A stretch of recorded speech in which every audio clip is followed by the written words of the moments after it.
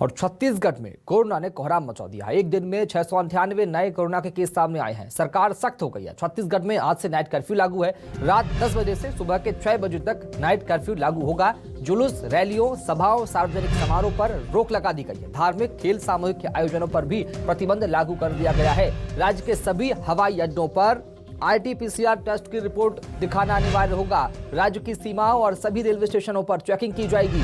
Mask न पहनने वालों के खिलाफ पुलिस कार्रवाई करेगी, उनका चालान काटेगी। नगर निगम के कर्मचारियों की ओर से चालानी कार्रवाई भी यहां पर की जाएगी। रायपुर में रात को 10 से लेकर सुबह के 6 बजे तक नाइट कर्फ्यू लागू कर दिया गया है।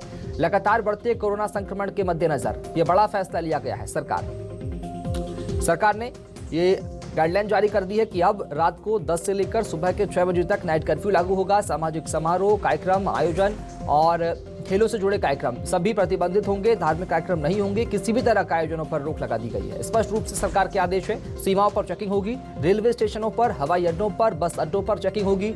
हवाई अड्डों पर अगर कोई दूसरे राज्य से आता है छत्तीसगढ़ में तो RT-PCR की नेगेटिव रिपोर्ट उसे दिखाना अनिवार्य होगा। अगर पॉजिटिव होगा तो क्वारंटाइन उन्हें वहां पर होना पड़ेगा। आशीष तिवारी का रुख करेंगे। आशीष, क्या कुछ गाइडलाइन में प्रमुख बिंदुओं को लेकर निर्देश दिए गए हैं? देखिए, मुख्यमंत्री भूपेश बघेल ने एक स्पष्ट तौर पर निर्देशित किया है कि 4% से जो ज्यादा पॉजिटिव वाले इलाके हैं, ऐसे जिले हैं, वहां पर नाइट कर्फ्यू डिक्लेयर कर दिया जाए। और मुख्यमंत्री के निर्देश के बाद से अलग अलग जिले जहां पर 4% से ज्यादा पॉजिटिव रेट के आंकड़े आ रहे हैं, उन जिलों में नाइट कर्फ्यू डिक्लेयर करने का आदेश भी जारी करना शुरू कर दिया गया है। और सबसे पहला आदेश किसी जिले ने जारी किया है वो राजनांदगांव जिला है। थोड़ी देर पहले ही राजनांदगांव के जो कलेक्टर हैं तारण प्रकाश सिन्हा, उन्होंने ये आदेश जारी कर दिया। और इसके अलावा मुख्यमंत्री ने तमाम कलेक्टरों और SP को निर्देशित किए हैं कि किसी भी तरीके से जिले में जुलूस, रैलियां, पब्लिक गैदरिंग, सामाजिक, सांस्कृतिक, धार्मिक कार्यक्रम जो है, खेल के बड़े आयोजन है, उस पर तत्काल प्रभाव से रोक लगा दी जाए। साथ ही साथ जो सार्वजनिक इलाके हैं, सार्वजनिक स्थान है, भीड़ भाड़ वाले जो बाजार है, वहां पर मास्क को लेकर एक सख्ती बरती जाए। और फिलहाल जिसकी कमी देखी जा रही थी। साथ ही साथ मुख्यमंत्री ने एक जो सबसे पॉइंट आउट करने वाली जो बात अपने निर्देश में कही है, वो ये कही है कि कोविड के केसेस जिस लिहाज से बढ़ रहे हैं, इसे सीमित करना सरकार और जिला प्रशासन की एक महत्वपूर्ण भूमिका होनी चाहिए, न कि आर्थिक गतिविधियों को रोकना। यानी ये संकेत है कि फिलहाल पूरी तरीके से लॉकडाउन वाले हालात तो राज्य में नहीं बनेंगे, लेकिन मुख्यमंत्री ने यह भी कहा है कि यदि कोई मौका नहीं मिल पाएगा, यदि केसेस कम नहीं होंगे तो लॉकडाउन एक अंतिम विकल्प भी होगा। यानी कहीं ना कहीं कोविड के बढ़ते आंकड़ों ने सरकार के माथे पर चिंता की लकीरें उकेर दी हैं और शायद ये जो तमाम एक्सरसाइज दिख रही है, ये उसकी एक परिणति है।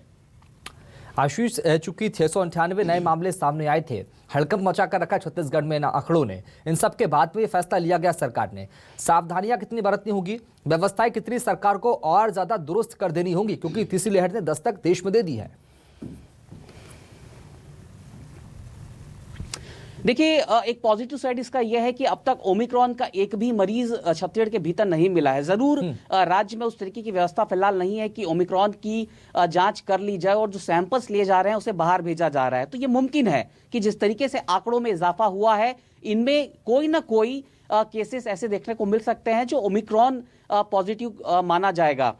लेकिन जो सवाल आपने किया कि किस तरीके से सरकार की फौरी तौर पर तैयारी नजर आ रही है, दरअसल सरकार अब जाकर इस पर थोड़ा सा इनिशिएटिव लेती दिख रही है। जरूर मुख्यमंत्री ने पिछले दिनों एक आपात बैठक बुलाई थी और उस बैठक में कोविड के तमाम प्रोटोकॉल और जो पिछले गाइडलाइन है उसे दोबारा एग्जीक्यूट किए जाने के निर्देश तमाम मातहत अधिकारियों को दिए थे। बावजूद उसके अब जिस तरीके से सरकार की भूमिका नजर आ रही है, सरकार कोविड के मामलों को लेकर थोड़ी चिंतित दिख रही है। और शायद यही एक बड़ी वजह है कि मुख्यमंत्री भूपेश बघेल ने तमाम कलेक्टरों और SPO को निर्देशित किया है और 4% से ज्यादा पॉजिटिव रेट वाले जिलों पर तत्काल नाइट कर्फ्यू डिक्लेयर करने का भी आदेश जारी किया है। ठीक है, बहुत शुक्रिया आशीष तिवारी खबर को विस्तार से बताने के लिए। तो वैसे में तमाम एहतियात बरतना बहुत ज्यादा जरूरी हो जाएगा, चूंकि नई गाइडलाइन जो है वो जारी कर दी गई है। नाइट कर्फ्यू का ऐलान भी यहां पर सरकार ने कर दिया है। सावधानी बहुत ज्यादा बरतनी होगी।